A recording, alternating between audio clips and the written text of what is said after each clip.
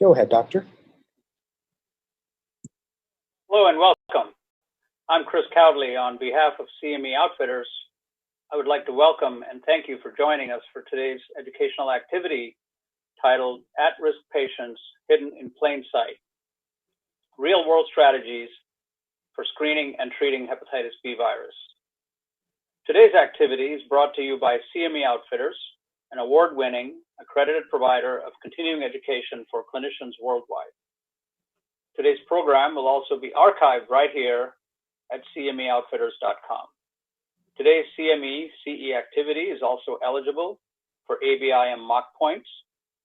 Once you complete today's program, submit your completed paperwork to CME Outfitters and they will submit for mock points. I also want to encourage everyone to join us today on our live Twitter conversations at HBV Care. We'll be monitoring the Twitter feed and responding to your tweets as they come in. One last item I want to note is we are using an enhanced platform today that allows you to save slides, take notes on slides, answer polling questions, and send us your questions. Please look at the tabs on the right of your screen and give us your feedback on the program and the new platform as well.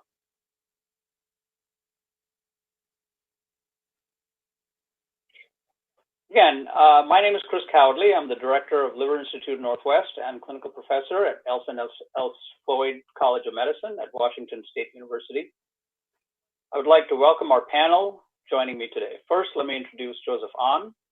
Joseph is a Professor of Medicine and Section Chief in the Division of Gastroenterology and Hepatology, as well as Director of Clinical Hepatology at Oregon Health and Science University in Portland.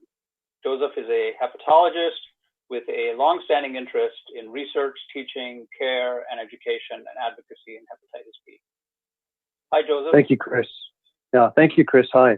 Again, I want to thank all of you for joining us, and I look forward to learning together. Next, let me introduce Amy Shantang. Amy is the Director of Immigrant Health at Northeast Medical Services in San Francisco, California.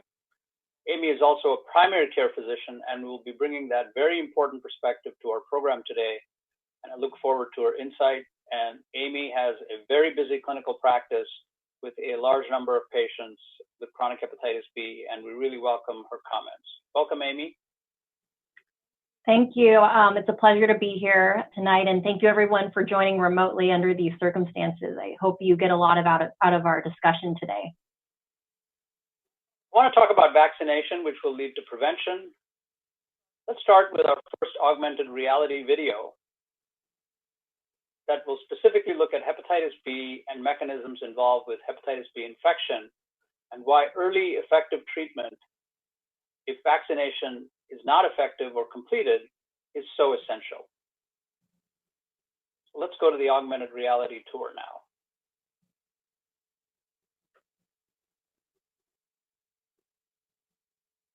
Hepatitis B invades the liver cells and uses cells itself to replicate within it.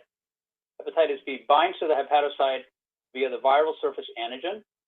The cell then engulfs the virus. When the hepatocyte engulfs the virus, an immune response is triggered as the body's immune system attacks the infected hepatocytes via cytotoxic T cells. This leads to progressive damage in the liver.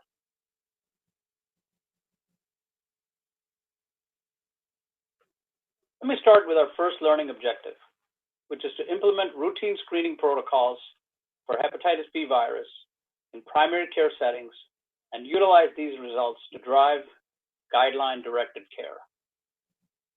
I would like to ask you, our audience, to get involved here. You should see an audience response question on your screen, and you can vote now. The question is, what proportion of individuals with chronic hepatitis B infection are actually aware of their diagnosis? And your answer options are 1 in 3, 2 in 3, 1 in 4, 1 in 10, or I don't know. Again, go ahead and vote now.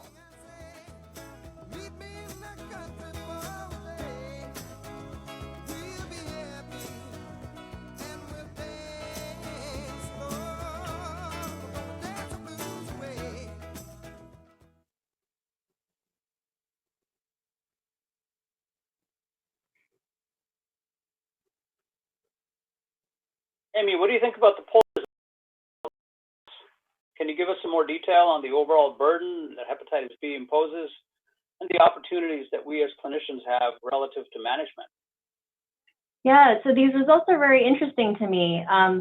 So the correct answer to this question is actually 1 in 3. So only a third of patients with chronic hepatitis B are aware of their diagnosis.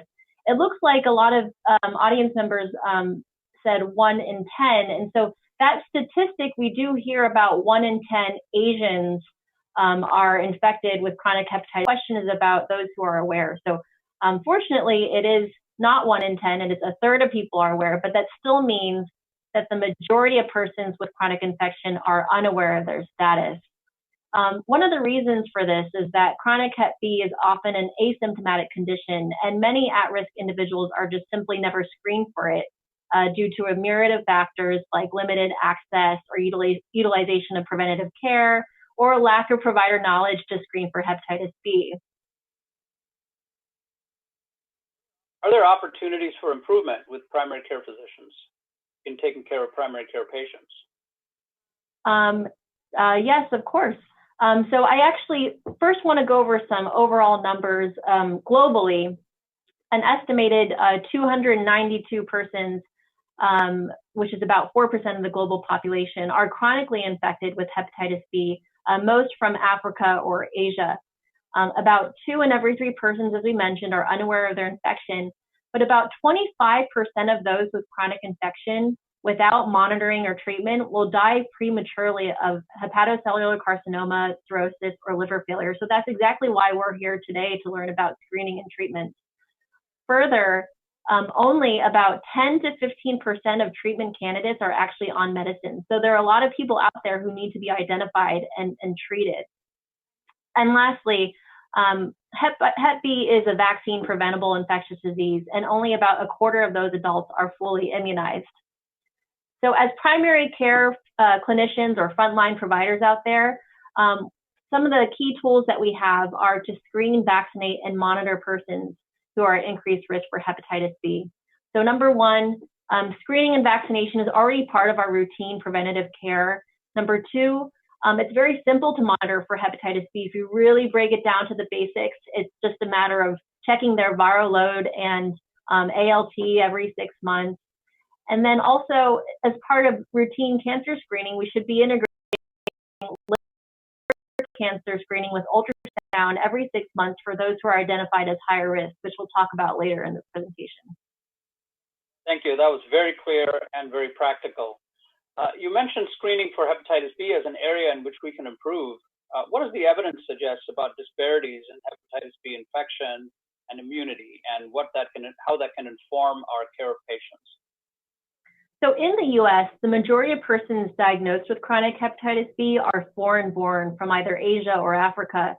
The data on this slide is actually from a community health center in New York City that implemented universal hepatitis B screening because it had a largely Asian American patient population.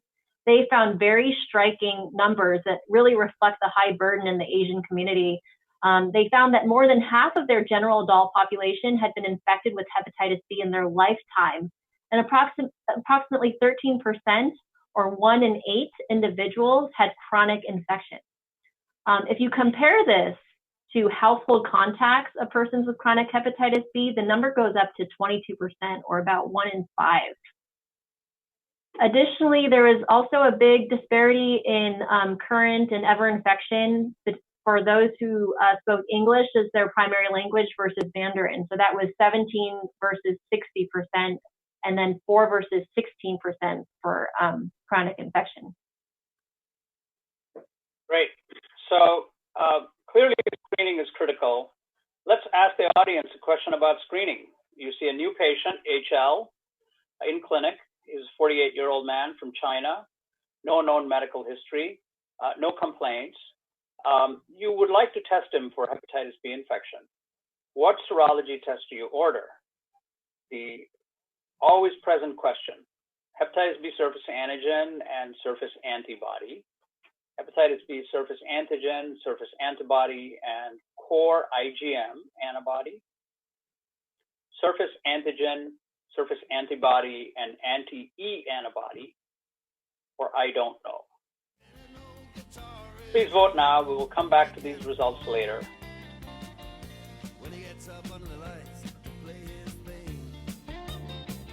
So Amy, let's talk now about how to screen for hepatitis B and current recommendations. Okay. So in 2017, the American College of Physicians and the CDC published their recommendation in Annals to screen for hepatitis B with 3 serology tests.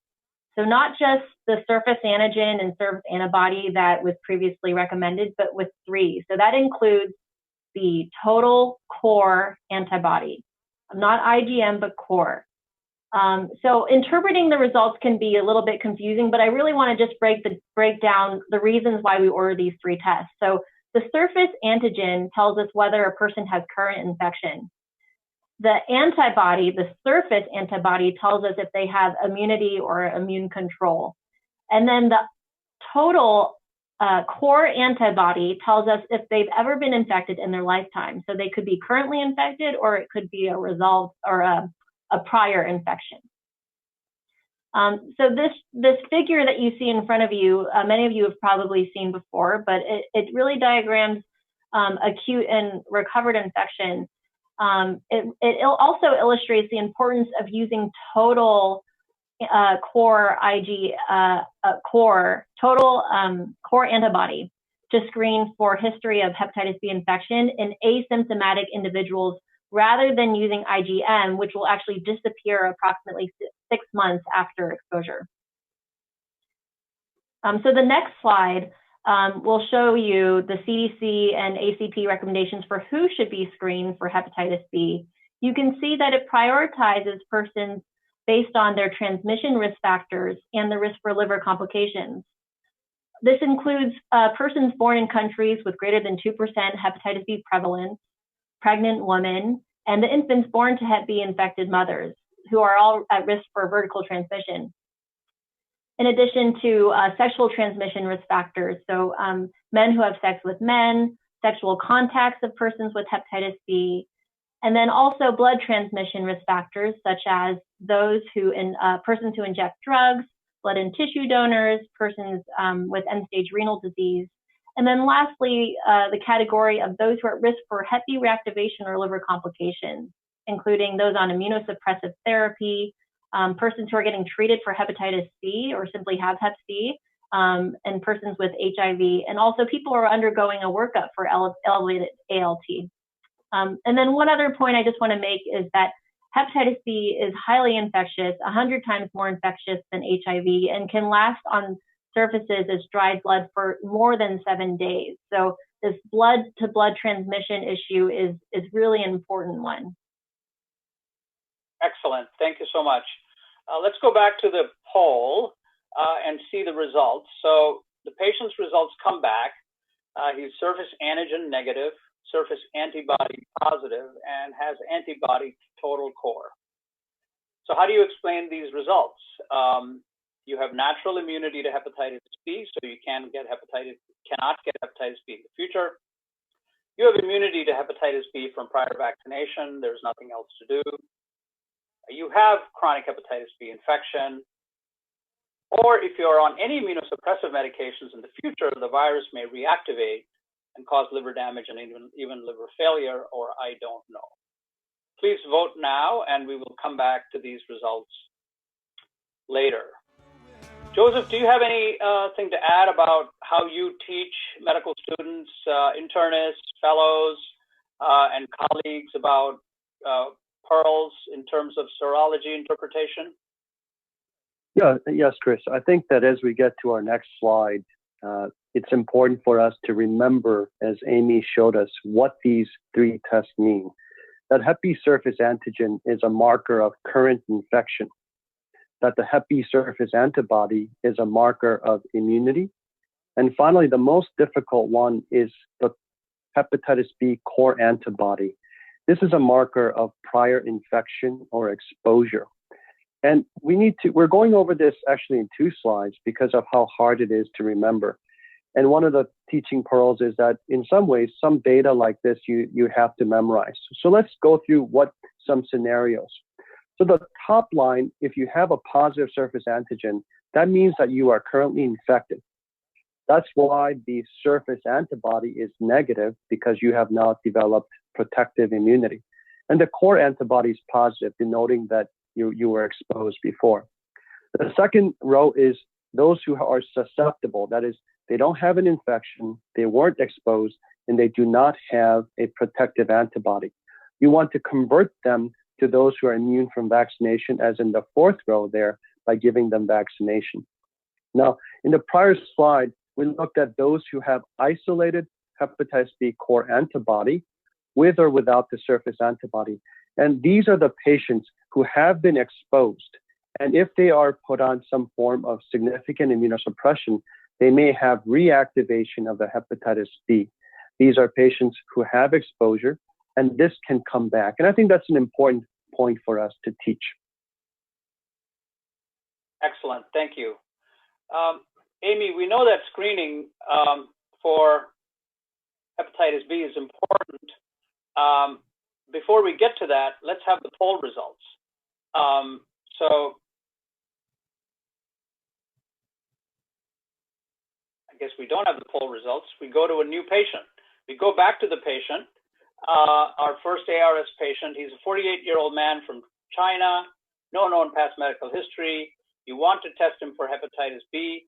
What are your answer choices? Surface antigen and anti-surface antibody, surface antigen and surface antibody with the core, core antibody total, surface antigen and antibody, surface antigen, surface antibody, and E antibody, and I don't know.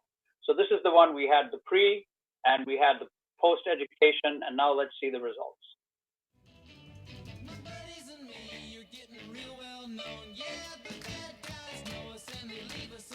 So Joseph, what do you think about the answer? Well, I think that it shows that our audience is very smart, that they're listening. We can clearly see that they've heard the message that Amy gave, that we are not just doing 2 tests for screening, that we want to do 3 tests: the surface antigen to detect current infection, the surface antibody for protective immunity, and finally the core antibody to denote exposure or infection. So I think the message is getting through. Great job. Amy, we know that screening is important, but vaccination plays a role in reducing the burden of hepatitis B as well. This is a really important topic. Talk to us about who should be vaccinated and the impact vaccination can have on morbidity and mortality.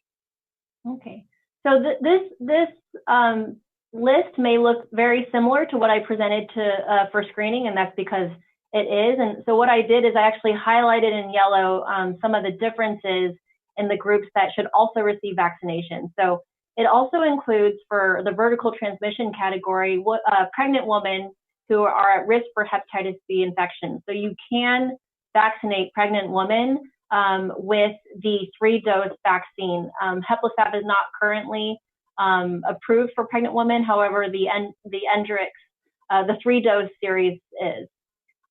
For sexual transmission as a risk factor, the additional categories of those who should be vaccinated are those who are not in a mutually monogamous relationship, or persons who are simply seeking evaluation or treatment for sexually transmitted infections.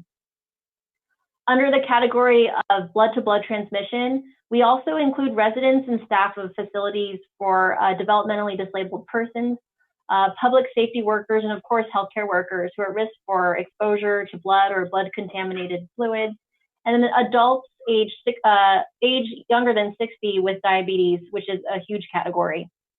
And then in addition, for those who are at risk for liver complications, anyone who has chronic liver disease. So that includes patients with chronic hepatitis C, those with fatty liver, cirrhosis from any etiology should all be vaccinated for hepatitis B. That was great. So we have covered the importance of screening, testing, and vaccination, and have shown how it applies in an example with a particular patient.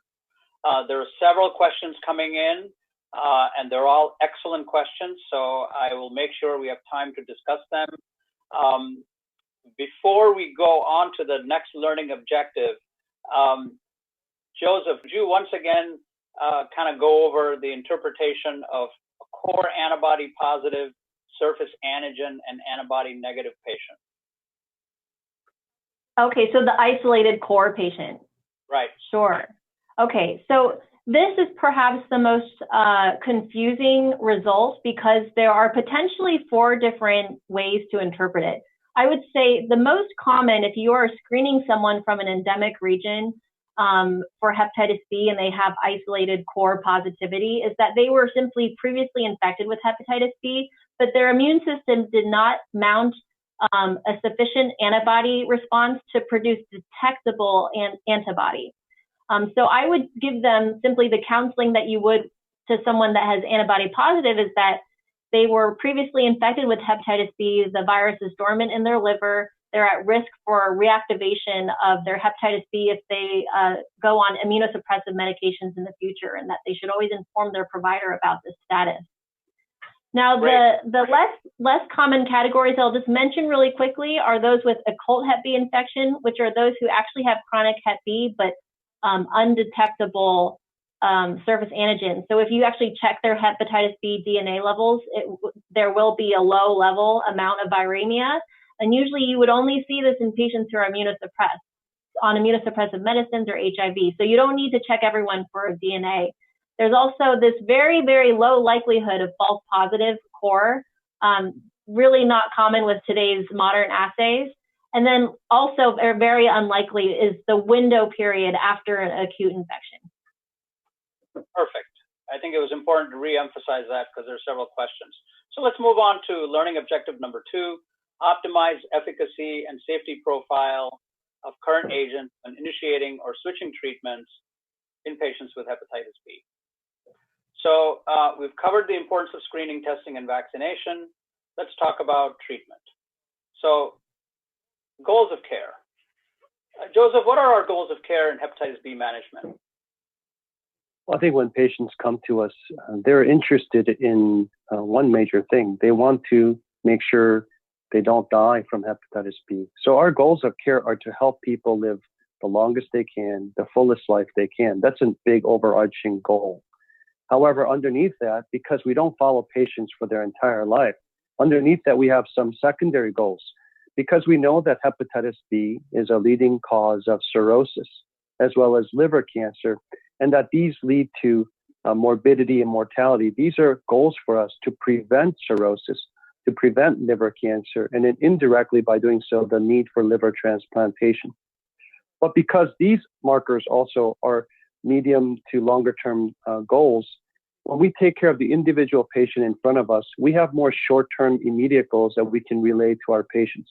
These are surrogate markers that help us know that we are on our way to meeting the goals of decreased complications and decreased long-term mortality and morbidity. And these are the 4 things that you can see on the screen there. These are our markers that tell us that we are controlling the virus. ALT, which is a marker of liver injury or inflammation. Hepatitis B DNA. This tells us if we are able to control, with the aid of antivirals, the replication or reproduction of hepatitis B.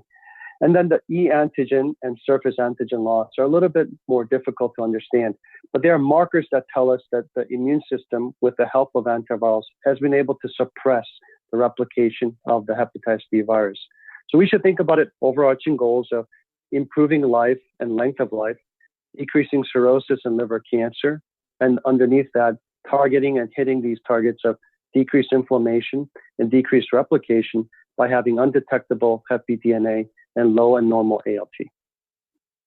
Well, that's perfect. And I think I would just want to take that and emphasize the point home by just saying that the goals of treatment with antiviral therapy in hepatitis B are to exactly accomplish the endpoints that we have here. But what we're hoping to accomplish is decrease the morbidity and mortality related to chronic hepatitis B. And we do that with therapy by achieving sustained remission and suppression of hepatitis B viral replication, reduce the progression to cirrhosis and liver-related complications, including cancer, and improving long-term survival. So those are our goals with antiviral therapy. So we've talked about goals of treatment, and certainly a very important goal is to focus on reducing the risk of progression to cirrhosis and attenuating progressive fibrosis. And fibrosis progression, of course, is a stepwise process that goes from one stage to another. Let's look at the next augmented reality video showing the process.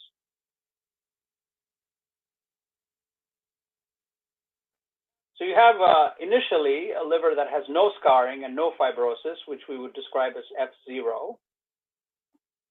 F1 scarring is minimal scarring, where there's the initial response to injury. And over time, as scarring has progressed, it extends from one liver lobule to the next with more significant fibrosis. And then we start to get into more dangerous levels of fibrosis called bridging fibrosis, where the fibrosis forms bridges from one lobule to the next. And this eventually leads to cirrhosis or more advanced scarring. And this, of course, is a stage at which we have the increased risk of liver cancer and risk of decompensation. So audience, I want to bring you in again.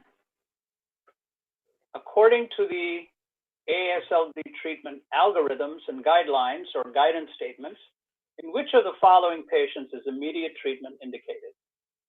A patient who is e antigen positive and has an ALT that's below the upper limit of normal and a DNA titer less than 20,000 international units. HBe antigen negative, ALT more than twice the upper limit of normal, DNA less than 2,000. E antigen negative, ALT normal, DNA less than 2,000. E antigen negative, ALT more than twice upper limit of normal, and a DNA titer greater than 2,000, or I don't know. Please vote now, and we'll take a look at these results later.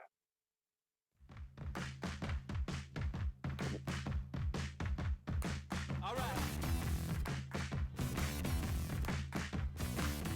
Yeah. Joseph, what factors should guide a clinician's decision to initiate treatment for hepatitis B? Yeah, I think this figure gives us one way to look at that. On the x-axis is time in years, and on the y-axis we have multiple tests that we send. If you look at three things, first is to note the Hep B DNA, which is in green. The higher that is, it has been shown in research studies that this is associated with a higher risk of cirrhosis and liver cancer. So one of our goals is to suppress the Hep B DNA. Now, this is great if your own immune system is able to do that, but oftentimes as patients age, the fight between the immune system and the hepatitis B leads the Hep B DNA to still be persistently positive. So one of our goals will be to reduce Hep B DNA, preferably to undetectable levels. That is why in the next slide, we'll go over some of the targets or thresholds to consider antiviral therapy, that is 2,000 or 20,000. But those numbers are not as important as the concept that the higher the Hep B DNA, the greater the risk of progression to scarring or fibrosis, as Chris, you've shown, and therefore an impact on morbidity and mortality. The second factor, if we go to the prior slide, is in blue, and the ALT. And the ALT is a marker of liver injury or liver turnover. And as you can see, when the body's ALT goes up as a result of your body trying to clear the Hep B from the infected hepatocytes, this is what leads to ongoing scarring. Liver cells die, ALT goes up, and this is replaced by fibrosis or scar tissue. So we want to suppress the ALT. That is, we want to reduce the inflammation that's going on. So that's the second factor. We want to normalize ALT. And finally, it's not in here, but we'll go through the next slide, is that if patients have already developed some form of fibrosis, or colloquially speaking, scarring of the liver, we want to halt or reduce progression of that, because this is what leads to earlier death as well as risk for liver cancer. Now, in the prior slide at the final top, in the E antigen and E antibody, these are markers for showing whether or not the patient has active wild-type disease or has had some success against developing antibodies to protect against Hep B. Either way, the key 3 points are you want to have the lowest Hep B DNA possible, normalize the ALT, you want to prevent progression of fibrosis. And if fibrosis has occurred already, you want to prevent that person from having more that goes on to liver failure and end-stage liver disease. Well, that's great. And I would like to bring Amy back in to provide a primary care physician's perspective on whether there are any other factors you consider in deciding to start treatment. So other factors, I would want to make sure that the patient is on board with taking a medicine for the long term, because of course, one of the biggest risks of taking these medicines is actually stopping it on their own and being at risk for a post-treatment flare. So I want to make sure that they really understand the importance of medication adherence and working with their provider in managing their condition.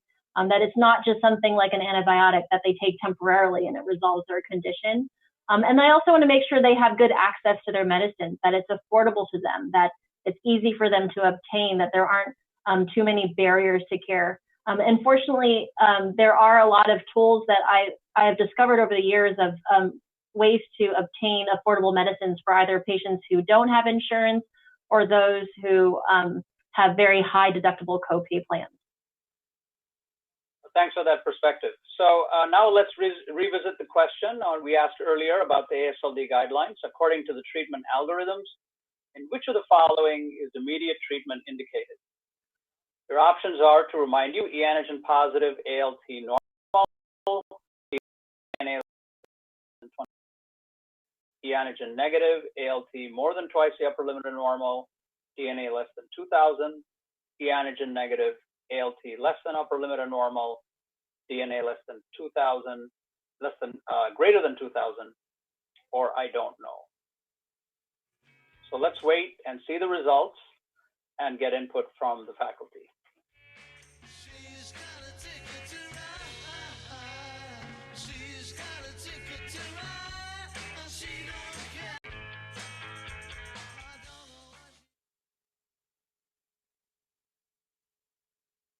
Great, thank you. So, Joseph, what do you think? Well, I think this speaks to the complexity of guidelines, and practice guidelines are just that they give us a minimum threshold to better understand what's the optimal treatment practice in a situation. And just to bring everybody on board, I want to just go over what AASLD means. It's the American Association for the Study of Liver Disease. And this is just a group of the largest group of liver and GI doctors that specialize in the liver. And based on expert opinion as well as research studies, they've come up with some of these guidelines to say what number you should treat and the ALT and DNA. But we'll hear from Amy a couple of slides later that helps simplify this idea. But I think the audience was already sophisticated to begin with. And I think we should recognize the key points here, which is you want to target those with abnormal ALT and those who have elevated DNA. And I think the audience has captured that point very well with this result. Yeah, and I'm pleased to see that the number that said don't know has dropped significantly. Yes. Amy, anything from a primary care perspective with regard to testing and interpretation of results? Sure. I guess I would want to comment that for those who work in low resource settings, the most important thing to be monitoring is actually their ALT. So if you have a patient who, let's say they're uninsured and they have to pay out of pocket for their labs, and sometimes the Hep B DNA test is not the cheapest test. You could just monitor their ALT every 3 to 6 months, and when you see an elevation, then order the other test, because in almost all situations, an elevated ALT is something that needs to be investigated further and could be a potential reason for referral or treatment. Well, that's great. So now that we know the parameters that guide treatment initiation, audience, I would like for you to please rate your level of familiarity with the current therapies that the AASLD guidelines recommend for initiating treatment for hepatitis B. Your options are not at all familiar, somewhat familiar, familiar, or very familiar. Please vote now. Certainly, we have so many different guidelines, and some of these need to be interpreted for more of a primary care practice. And I think, as you said, Amy, the DNA, the ALT are the most important. The e antigen maybe a little bit less. Okay, here are the results. So, Joseph, can you comment on these findings? Yeah, and I think that the results show us that there is some familiarity, but not a great depth of familiarity, and that's not surprising. It would be akin to asking a hepatologist what the latest cardiovascular hypertensive medication lists are. That being said, all of us, I think, should be familiar given the great magnitude and the burden of Hep B in the United States and largely in the world.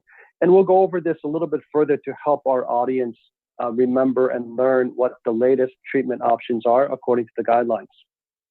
Yeah, I think that's great. This makes me feel actually like this exercise is a valuable one, and I'm very confident that by the end of this meeting, we will have much more people familiar. So now in terms of initial treatment, the AASLD guidelines, Joseph, can you now go over that?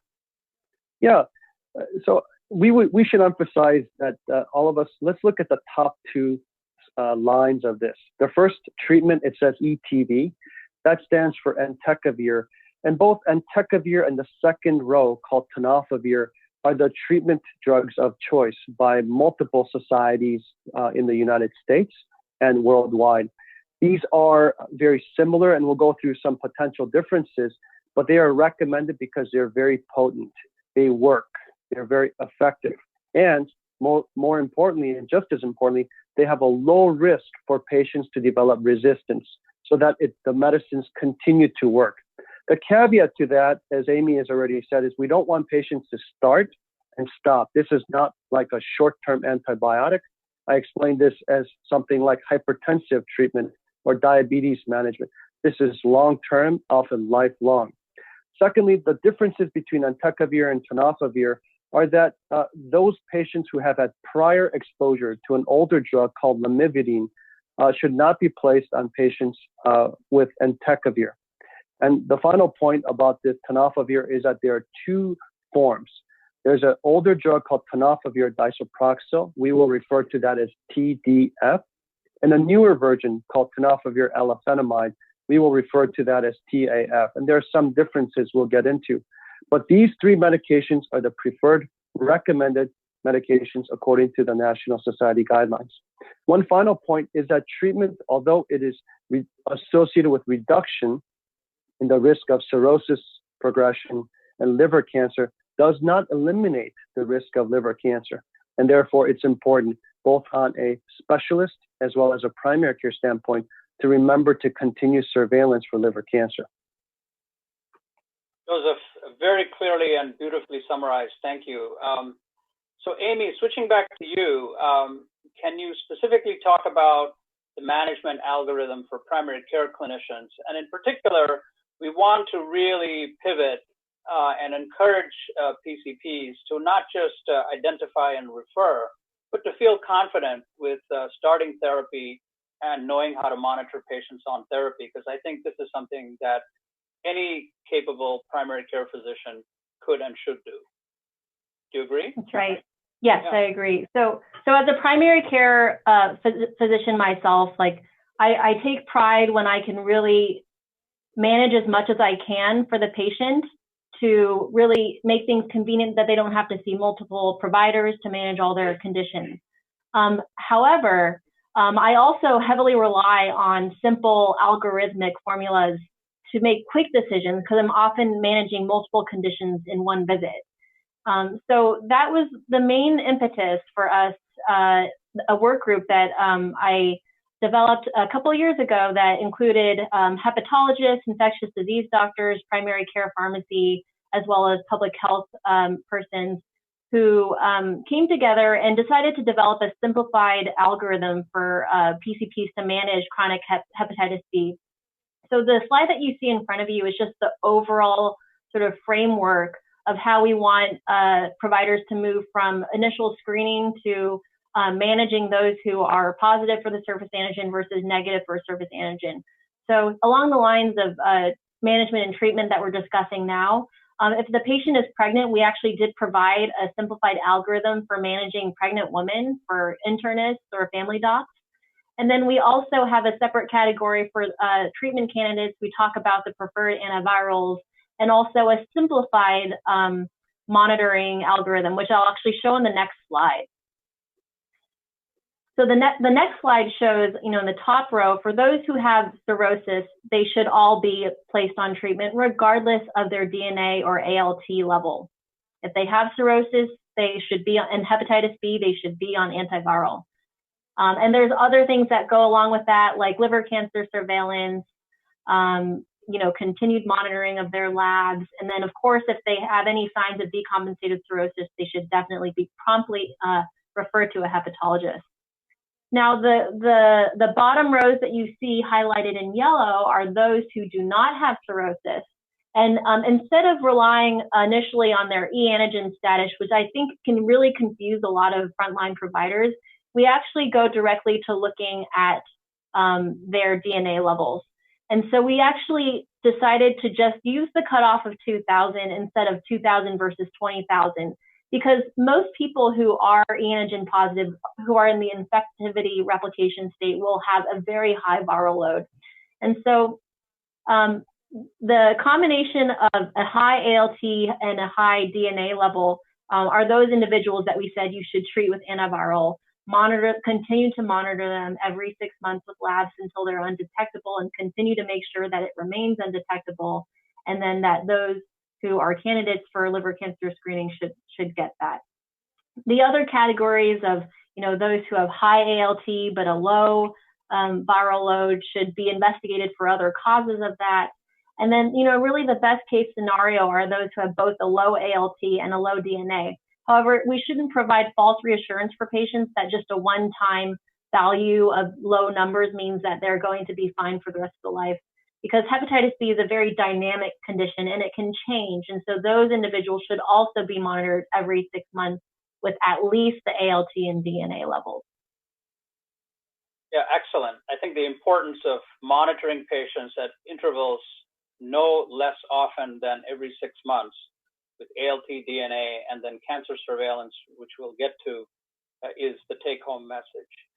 So, Joseph, there's been a lot of interesting recent research. We, I think, have finally gotten very good, large data sets showing that treatment with antiviral therapy reduces the risk of hepatocellular carcinoma, not only in patients with cirrhosis, but maybe even in patients without. And there's some intriguing data suggesting that the particular antiviral drug chosen may actually have an impact on cancer. And there's a couple of studies that I thought maybe you could take us through fairly quickly. Yes, thank you.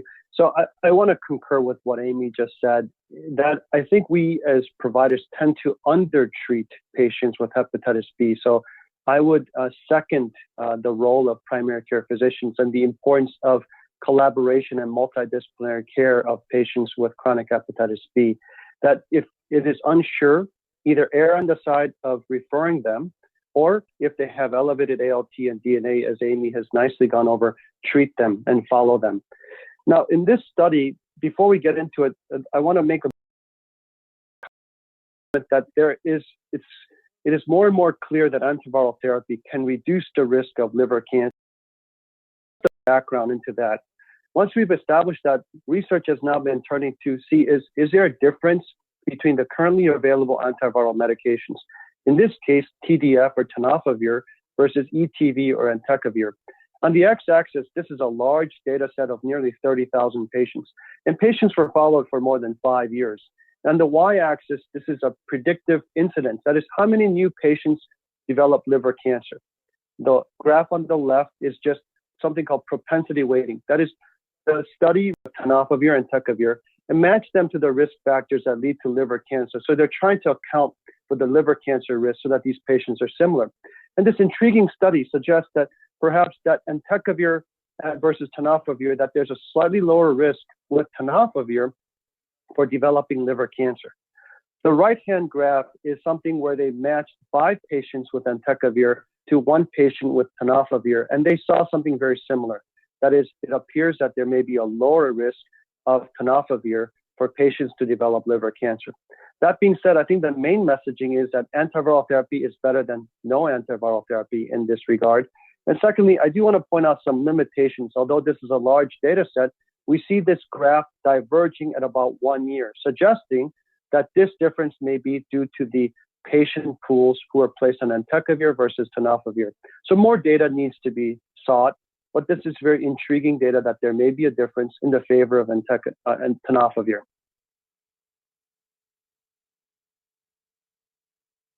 Yeah, and Chris, thanks for pushing this forward. This is a contrasting study coming out from Korea. TDF or tenofovir versus ETV and entecavir. What they did is they followed another large group of patients with chronic hepatitis B. They looked at outcomes of liver cancer on the left-hand graph, or death or liver transplant need on the right-hand graph. What you can see here is that in this recent study from Korea, that there was no difference between these two drugs.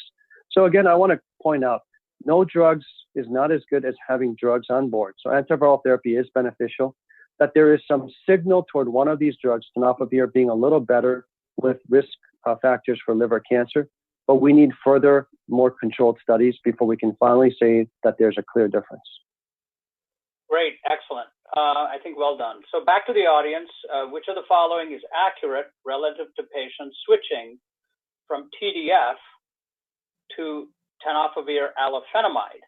Your answer options are: improvements were noted in renal parameters but not bone, in renally impaired patients with chronic hepatitis B, bone and renal safety improved 24 weeks after switching, viral suppression was well maintained in renally impaired patients, and bone improved but renal safety did not.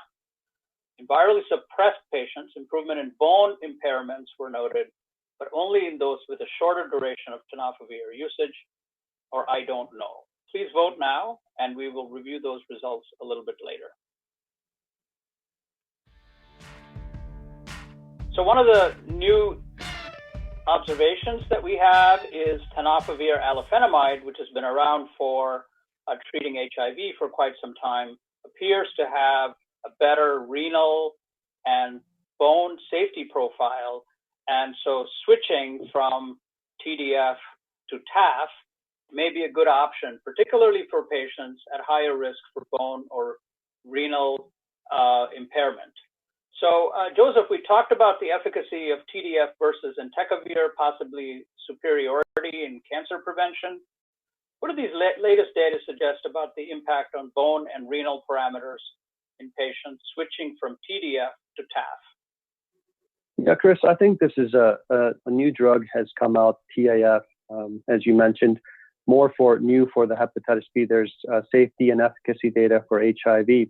But one of the takeaways to provide context for our audience is that studies have shown that TAF is similar or just as efficacious or superior to TDF in terms of suppressing the Hep DNA, normalizing the ALT, but that it has some superiority with regards to safety with the renal and bone parameters. Now, this study has come out recently, and the key point that's new is whether or not patients who have been on tenofovir TDF for many years may still have benefit. In this case, they looked at patients who had been less than 4 years or greater than 4 years, and they had nearly 250 patients. And what this is broken down into 3 subparts, that with renal bone parameters, even patients who had been on TDF for many years, for more than 4 years, still had benefit with regards to the bone and kidney parameters, just as much as those who had only been on tenofovir TDF for less than 4 years. I think the message here is that it's not too late to consider switching people for the potential added benefit of bone and kidney parameters. The third part, the lipid parameters, there was no difference. You want to talk about this as well, Joseph? The DNA? Yeah, and to provide, thank you, Chris. Just for everybody to be on the same page, with TAF, we do not need to do any dose adjustment for patients with chronic kidney disease as long as they're not on hemodialysis. If they're on hemodialysis, they're dosed following the hemodialysis session, typically 3 times a week. Now, this study showed that those who have severe renal impairment and those who are on end-stage renal disease, these medications work. So both TDF and TAF work. You can look at the Hep B DNA suppression and the ALT suppression. However, when you switch patients from TDF to TAF, patients still have an improvement in the bone parameters. And as long as patients have not progressed to requiring hemodialysis, you can see on the last row that the kidney parameters do improve. So I think this again shows that it's perhaps never too late to consider switching those patients who are on TDF to TAF in the setting of trying to benefit in the kidney and bone parameters. Thanks, Joseph. Amy, as a busy primary care provider, do you think that these data will influence kind of how you think about it in terms of your patient population? Well, I do know that TAF is definitely safer for kidney and bone compared to TDF. But I do want to just make the point that, you know, AASLD really puts these three medicines that you've heard, entecavir, TDF, TAF, as all first-line preferred agents. And I think about it really in terms of, one, is the patient pregnant? If she's pregnant, she should be on TDF because that's really the medicine with the best safety profile. The other medicines are not as studied as well or are not deemed as safe for that specific population. And I also apply that to women of childbearing age who may become pregnant in the next few years. I would put them on TDF because it's the safest if they do become pregnant. And then the other factors I think about are, does the patient have chronic kidney disease? Are they at risk for renal issues? And then in that case, I think about entecavir or TAF as safer medicines for that population. Entecavir, the main reason that I avoid it for certain people is if they've been on hepatitis B medicines in the past, and specifically lamivudine, I do avoid it because there may be a resistance issue. But otherwise, if they've never been on Hep B medicines before, it's a perfectly safe and effective medicine. But it is great that TAF is now available because some of the concerns that we had in the past about TDF, you know, I do think it is better for kidney and bone. For those pregnant women, it can be a temporary treatment until they're done with childbearing, and they could be switched, as we mentioned, at a later date. Great. So let's look at the ARS question we asked earlier. Which of the following is accurate relative to patients switching from TDF to TAF? Improvements were noted in renal but not bone. In renally impaired patients, bone and renal safety improved.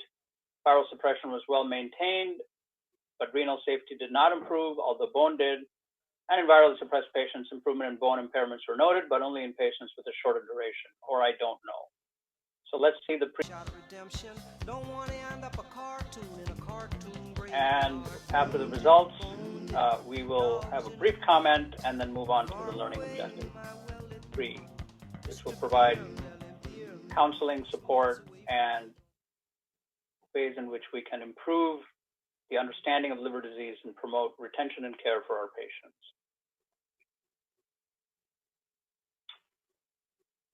Okay, so the correct answer is 2. In renally impaired patients with chronic hepatitis B, bone and renal safety improved 24 weeks after switching. And I think we have a good outcome there. So nicely done. So thank you. Joseph and Amy, we covered the treatment, why to treat, and how switching may improve other health outcomes such as bone density and renal function with TAF. Let's move on to our third learning objective, which is about providing culturally appropriate counseling and support services to patients so that they can understand the disease and promote retention and care. And this is particularly because the importance of maintaining patients in care is critical to identifying liver cancer sooner. So unlike hepatitis C, hepatitis B infection can cause liver cancer in patients without cirrhosis. Chronic hepatitis B increases the odds of liver cancer 50 to 100 times, whereas hepatitis C is only 15 to 20 times. And viral hepatitis has driven the 38% increase in liver cancer in the US between 2003 and 2012. And we know that chronic inflammation and necrosis are key factors predisposing patients to liver cancer. Let's look at our next augmented reality video which focuses on the three primary mechanisms by which hepatitis B is thought to promote liver cancer. HBV proteins are involved in many signaling pathways in hepatocytes, thereby affecting the expression and functions of specific genes and contributing to liver disorders. The virus integrates into the host genome and then alters the function of endogenous genes or induces chromosomal instability. So this is how you can have pro-oncogenes or tumor suppressor genes being disrupted and cancer risk being increased.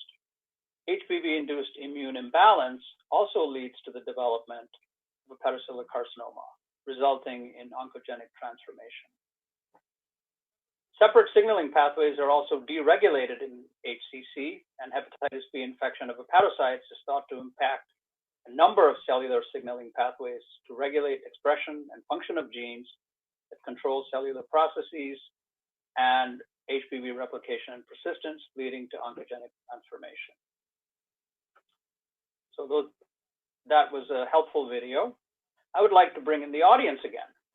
In what percentage of your patients with hepatitis B do you screen for HCC at least every 6 months? The answer options are 0%, 1 to 25, 26 to 50, 51 to 75%, or 76 to 100% of patients. Please vote now.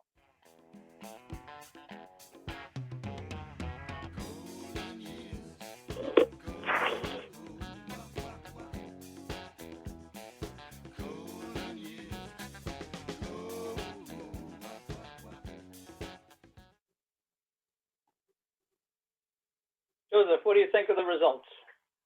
Well, I think this reflects real world practice. We often, even those we know we should screen, and those we should screen, to remind everyone, are those with cirrhosis, Asian men over the age of 40, Asian women over the age of 50. These are our typical target audience.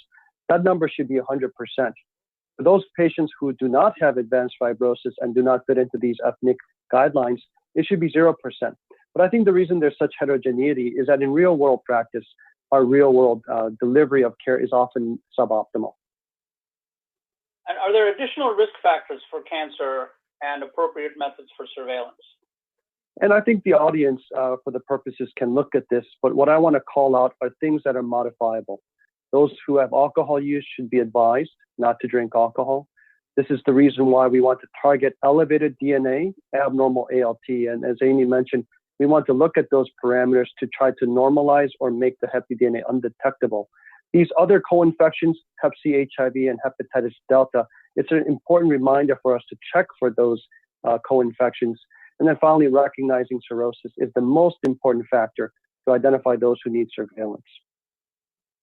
Great. Joseph, what are the tools or methods we have for surveillance to use in our own practices? Yeah, the AASLD guidelines and many other guidelines recommend that every 6 months you do a liver ultrasound. This can be with or without the serum alpha-fetoprotein, although most hepatologists do obtain the alpha-fetoprotein. You do not need a diagnosis of liver cancer by biopsy. Liver cancer diagnosis can be made by MRI or CT scan, which you should order if there's an abnormal ultrasound. What does the evidence suggest about the impact of monitoring? Yeah, and I think this is the most recent study of a large number of patients from Asia. And what that is separate into those who had no follow-up, irregular follow-up, or regular follow-up. And what you can see here is that those patients who had regular follow-up were more likely to be able to get a curative treatment of any kind. And that those who had follow-up had a reduction in liver cancer death up to 44%. This is pretty obvious, but I think this type of data helps support the importance of regular follow-up and surveillance for liver cancer for those patients with chronic hepatitis B, especially for those who have cirrhosis.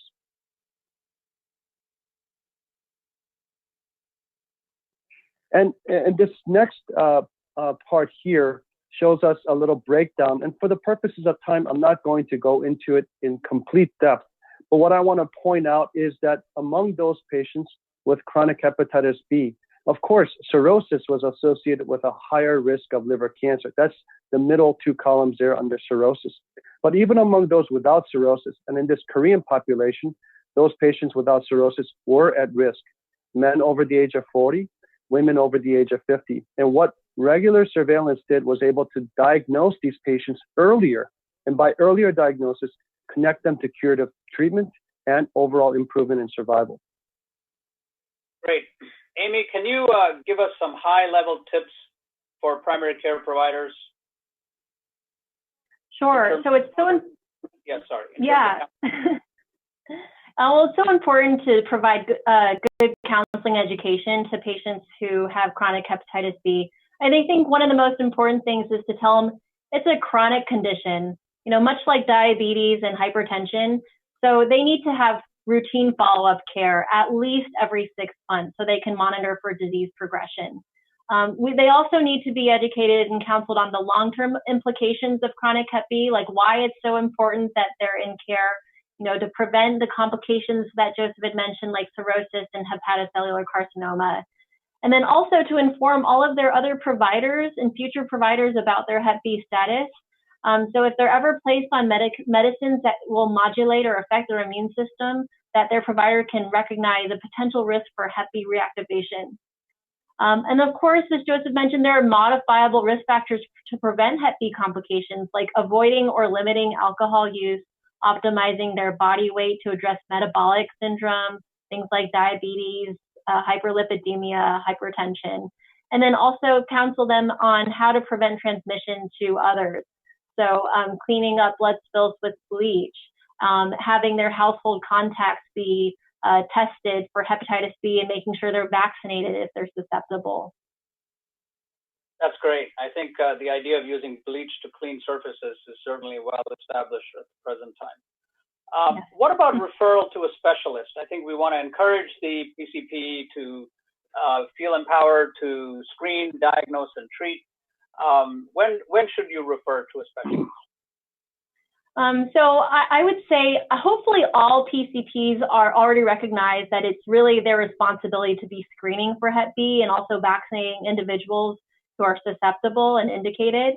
And I hope that from this session that the providers who are participating feel comfortable with evaluating, counseling, monitoring patients who are treatment candidates. You know, so we talk about again and again about every 6 months doing those labs for hepatitis B viral load and ALT and getting liver cancer screening ultrasounds and, you know, telling the patients this is a dynamic disease, they need to stay engaged in care. However, once you get an ultrasound that's abnormal and shows a potential liver cancer lesion, sometimes your radiologist may use LIRAD scoring systems, so LIRAD 3 if it's ultrasound, or 4 or 5 if it's CT or MRI. That's definitely an indication to refer immediately to a hepatologist or a liver cancer clinic for further evaluation. And then any of my patients that have cirrhosis, and particularly symptoms of decompensated cirrhosis, should also be referred to the specialist because they will need routine upper endoscopies and monitoring for decompensation. That's great. So, Amy, we saw earlier there are cultural disparities in HBV screening. Can you talk to us about the need for culturally appropriate counseling and how clinicians can make it a part of routine care? And the question that just came in, I want to add to this, how do you overcome the stigma that some cultures experience relative to hepatitis B when trying to screen at-risk patients? So this graphic that we have here is really just highlighting the two largest groups affected by hepatitis B in the U.S. So persons born in the continents of Africa and Asia. And I don't want to overgeneralize some of the cultural beliefs around hepatitis B for these two very large populations. And even within Asia and Africa, there are so many, subcultures, and a lot of this is also dependent on the patient's educational status and things like that. So, but when I was in New York City and a primary care doctor at a federally qualified health center there, I did take care of both mainly West African patients in New York City as well as largely Chinese, Vietnamese patients. And I did find that there were a lot of key differences. I found that stigma often correlated with how common a disease was in that population, how well it was recognized. I found that in my Chinese patients, they just said, oh, well, you know, everyone has Hep B. And it was almost normalized to the point that they felt they didn't need to actively engage in care, that it was just something that a lot of people had. Whereas some of the African patients that I took care of were, you know, just as afraid of the stigma of Hep B as they were of HIV, and didn't want to tell their family members or their partners, and were afraid of the repercussions of that. And so we have to be really sensitive, you know, when we're talking about household contact screening, when we're talking about transmission, making sure they understand how it is transmitted. One common belief is that Hep B can be spread through sharing food and utensils, and that's definitely not true, or hugging and kissing. So we need to talk about how it's, you know, mainly transmitted through blood, sex, and childbirth, and how we can prevent those types of transmission risk factors from actually affecting their loved ones. So the next slide is really listing some of the common cultural considerations when we're managing these patients. So language barriers is a big one. You know, a lot of these patients in the U.S. with chronic Hep B are foreign born and prefer a language other than English as their primary language. So fortunately, where I work, I can often speak in the same language and dialect as the patients that I'm serving, and that's very helpful in establishing a trusting relationship. But if you're not, you know, in many situations, that's not the case. So using interpreters, and also, you know, addressing stigma, addressing potentially lack of trust in healthcare systems or providers. These are things we need to really discuss up front to prevent patients from being lost to follow-up. Thank you for those useful insights and really good suggestions. There are a few issues that are very current, management considerations for hepatitis B in the COVID-19 era. So as many of you are aware, telehealth has been accommodated with emergency funding legislation, allowing patients to actually get the visit at home, and allowing providers to be able to provide the service from a location that is not their office. We can use Zoom, we can use FaceTime, and billing, at least with federal insurance and many commercial insurance, is at the same level for patient care as it is for in-office visits. So I think I would encourage every one of you to make sure that you have an opportunity to learn about telemedicine and incorporate it into your practice, just to make sure these patients are kept in care. AASLD has some recommendations about considering phone visits or telehealth visits, considering patient education, and maximize in-person visits only for patients who are in greatest need, such as pre-transplant, etc. So SMART goals are specific, measurable, attainable, relevant, timely goals. And these are culturally sensitive strategies that would allow us to improve the detection and management of hepatitis B. It's important to screen all of our patients at risk for hepatitis B using the appropriate tests, surface antigen, surface antibody, core antibody, and if appropriate, HBV DNA. Use recent clinical trial data, and you've seen some very recent data, to drive safe, effective treatment selection, and all patients who are appropriate for monitoring should be monitored for HCC. So we are ready to answer questions. We have a great deal of questions here, and I hope we will answer as many as possible in the time allotted. As a reminder, you can submit your question in the Ask a Question tab or through Twitter. The first was, what resources are available to help me educate foreign-born patients with hepatitis B about their disease?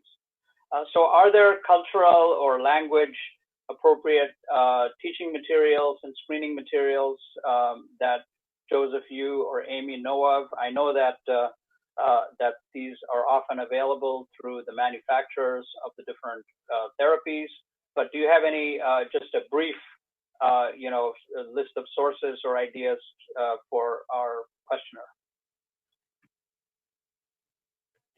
So I can start out with CDC. They have a No Hepatitis B campaign. So that's KNOW as in KNOW, hepatitis B. And so they have a wide range of materials that are available in like a dozen plus languages. They really collaborate with Hep B United and Hep B Foundation, which are the other really big, large Hep B organizations out there that are really there to organize community-based organizations and to provide health education materials for patients. So those are really the main sites. I would say KNOW Hepatitis B from the CDC, and then Hep B Foundation. They also have a lot of material. Great suggestions. And we will also have on our website educational tools in various languages to help patients better understand hepatitis B on this CME Outfitters website as well. So that's a great input. So I have some other questions here. What about TAF versus TDF during breastfeeding? Amy, do you want to tackle that one? Sure. I guess I'll say that when I have a patient who is started on TDF during pregnancy for the purposes of reducing mother-to-child transmission, I actually counsel them that they can stop the antiviral at delivery.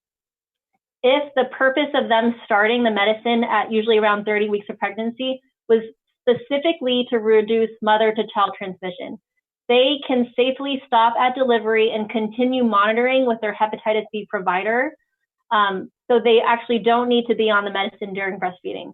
There is an exception. There are some women who are placed on treatment because they have something called immune active hepatitis B, which Joseph had mentioned. You know, those patients who have high ALT levels, they have liver inflammation. They need to be on it for the long term to prevent complications. Those women should be advised to continue their antiviral therapy even while they are breastfeeding. And so because they were on TDF during pregnancy, I would just advise they continue that same medicine. And it is supposed to be safe during breastfeeding, like even though it is found in the milk, there are no studies that show that it's harmful to the baby. So that is what I say. I actually would invite Joseph to also give his recommendation. So I would have. We have a lot of questions, so let's have one or two quick, snappy answers. Okay. So I'm going to take the program and go to the next question. Joseph, there's a very important question here. What is the difference between TDF and TAF? And is one better than the other? I think we've talked about they're both equally efficacious in terms of viral suppression. But what can you just summarize very quickly the key difference between the two drugs? Yeah, they're both the same prodrug. That is the final drug that is effective. The only difference is the chemical compound that attaches to this drug and how it's delivered. So TAF requires a smaller amount and more of it goes to where it needs to go, that is to the liver, thus lower risk. Perfect. So there was a question about going over serology results one more time, but we did that in real time. This is a very practical question, and I want just a one-word answer. If a client received 2 series of the 3-shot vaccine, non-responder after 2 series, would you give a 3rd series with the 2-shot Heplisave or Heplisav Hep B vaccine? Amy? Yes. 2 times non-responder, do you vaccinate a 3rd time? Yes, we actually did a trial at where I used to work, and we saw a good response to people who had previously been non-responders to the 3 dose. Okay. And Joseph, you do the same? My one-word answer is depends. Okay. Depends on what? I know I have to ask you, but 2 more words. No, I think Amy's point is well taken. For most people, I think you can. However, there are some people who will not respond, and I think it's important to know whether they are at low risk or high risk. Definitely, if they have cirrhosis, if they have chronic liver disease, you should try again. Great. So there are several COVID-related questions, and none of us, fortunately, are practicing in very high areas, COVID areas, but you may have connections with New York. But there's a question of what is the impact of COVID-19 in a hepatitis B patient? Is there, Amy? Do you have any input on that? Anything you've heard about it? Well, some of the things so I am doing telehealth for my Hep B patients now, and one thing that we have to consider is just making sure our patients have enough supply of their medications during this COVID crisis, and that they don't run out and then stop because they ran out of their medicine. So we've been trying to take the initiative to call these patients, make sure that they have enough of their medicine. You know, if their appointment was canceled, their in-person appointment was canceled because of COVID, that they are at least able to continue. And as things start to improve, conditions improve and are safer, we eventually want them to come in for their lab monitoring. It's okay to delay it for a little bit depending on their specific circumstances, and the same thing applies for liver cancer ultrasound surveillance. But the important thing is that they're on treatment, we want to make sure they still have their medicine so we don't see a lot of people who have post-treatment flare from running out of meds. Great. So, Joseph, is switching from TDF to TAF straightforward? How do you do it? Yeah, I think you don't need to have a taper. You give them a new prescription and have them make sure they are not taking both at the same time, but they can just transition right away. Okay.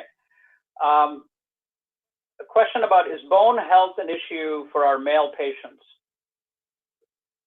Amy, yeah, absolutely. Oh, go ahead, Amy. Pardon me. So you go ahead. You go ahead, Joseph. Yeah, go ahead. No, I think bone health of any kind, especially for patients with chronic liver disease who have advanced fibrosis, from a subspecialist standpoint, we need to recognize that even men with chronic liver disease, especially cirrhosis, can have osteoporosis and osteopenia. I defer back to Amy about the overall bone health, but it is definitely something that we pay attention to in our specialty field. A question for Amy. What are the treatment considerations? I think there be a typo here. I think you've mentioned it already, for pregnant women who are surface antigen positive, surface antibody negative, and it says total core negative. So obviously that patient would not be total core negative unless the surface antigen is a false positive surface antigen. How often do you run across this false positive surface antigen during pregnancy? I don't think I've really seen that before, but if you do get that scenario where the core antibody is negative but surface antigen is positive, I would just check a DNA level to see if it's real. Yeah. A teaching point there would be, of course, that a patient that surface antigen positive, that's a true surface antigen positive patient, would almost always be core positive. Yeah. I mean, not almost always. They would always be core positive. Have any of the hepatitis B drugs been tested against COVID-19? I don't know. No. The next question is, how can you tell if a patient has cirrhosis or not? By serology or ultrasound? Joseph? Yeah, I think this is a long question, but basically the gold standard is to do a liver biopsy. More recently, there are new efforts such as transient elastography or FibroScan. This is something that should be available to your local radiologist or your GI referring providers. This is a way to measure stiffness. There are some blood tests and there's some simpler things such as an platelet ratio index, but all of these should be taken into a whole. In the primary care setting, you can start with blood tests to look for a lower platelet count. You can get an ultrasound to see if there are features of cirrhosis. And then I think a transient elastography can be helpful, especially for those patients in whom you have a higher suspicion. Older patients, abnormal ALT, high DNAs, and. Great. Amy, do you want to say a word about Hep B Online? Yeah, so Hep B Online is a website dedicated to Hep that was actually created just 2 months ago, or went live 2 months ago out of University of Washington. It was funded by the CDC. And so the guidance for PCPs that I mentioned is posted on there. And they also have APRI and FIB4 scoring calculators. So that's what Joseph had just mentioned about using labs like AST and platelets to calculate their likelihood of having cirrhosis. So you can use that on Hep B Online as well. I think you mentioned this already. I'm going to ask Joseph, how do you counsel patients who are at risk for reactivation? And what is the risk of reactivation in patients that are core antibody positive? I think the key takeaways are that there are degrees of reactivation risk. There's high, medium, and low. The highest ones that I think are most important for our audience are patients who get chemotherapy or rituximab. These type of medications can cause a reactivation risk that's in the double digits. However, patients who get low dose or short-term prednisone, steroid for asthma, these are low risk. And in the middle are things such as TNF inhibitors that patients receive for their rheumatoid arthritis or for those patients with inflammatory bowel disease. There are guidelines on the AASLD as well as the AGA websites, but the key remembrance is to actually test for the Hep B core antibody before patients get chemotherapy. I think that's an important takeaway. And you don't necessarily worry about the patient being surface antibody positive. You would treat them the same as a surface antibody negative patient. Yeah, that's a good point. I think there are some discussions, and some people believe that the antibody is a little bit more protective. However, if you have strong immunosuppressive therapy along the high risk, as I mentioned, with Rituxan, as well as with the chemotherapies, the surface antibody does not prevent those patients completely from having a flare. So I do think that the core antibody by itself is enough to identify those patients at risk. Great. Amy, question here is, I'm a primary care physician and I've always referred patients. So if I do testing and want to treat in a male patient with metabolic risk factors, would you start with TAF?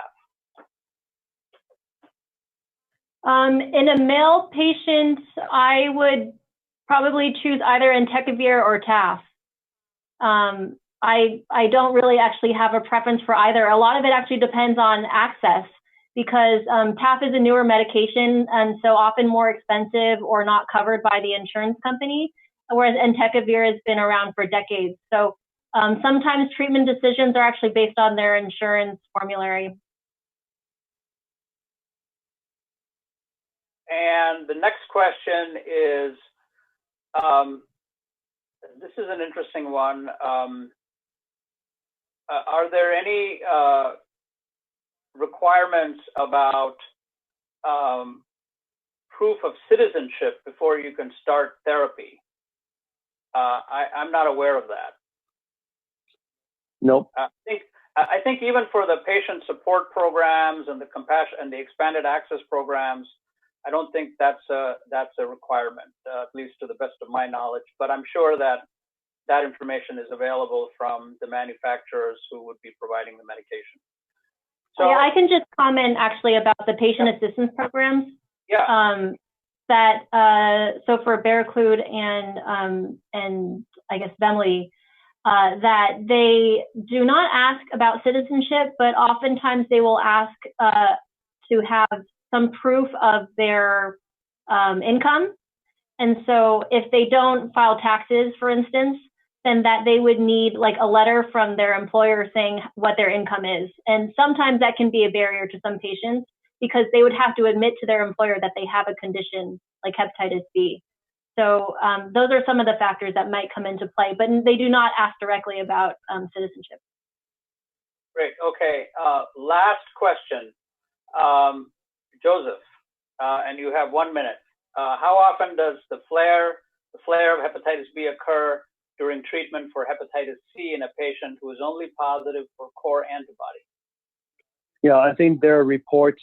That's a great point. Recently, with the directly acting antiviral therapies, there was concerns about hepatitis B flares in Japan and actually throughout the world. And these, although these can be severe, they're very rare. That being said, one of the recommendations has been to make sure we screen patients with chronic hepatitis C for hepatitis B, all 3 tests as we went over today. If you have a patient with core antibody positive, they are at risk of having a Hep B reactivation.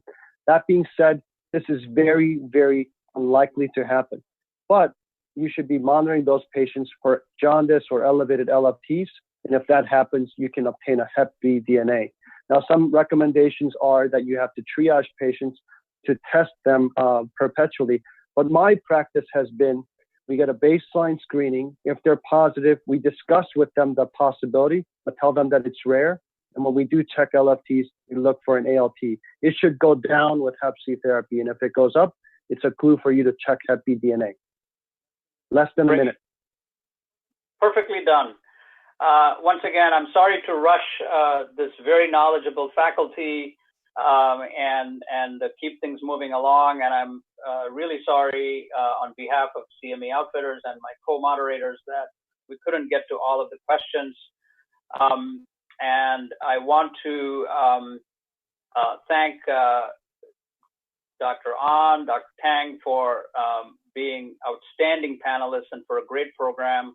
Also want to thank CME Outfitters for their assistance in developing today's program in the augmented reality segments. They did an outstanding job transitioning what was going to be a live meeting at the ACP meeting to a very engaging online virtual learning event. We also want to thank them because we presented some very new recent data, and in fact, we were making slides well into the night and the morning. So we've got some feedback that the recent data is very much appreciated. So thank you, CME Outfitters. Thank you, everyone, and stay safe. And thank you for providing the best care to your patients. Good evening. Thank you. Thank you.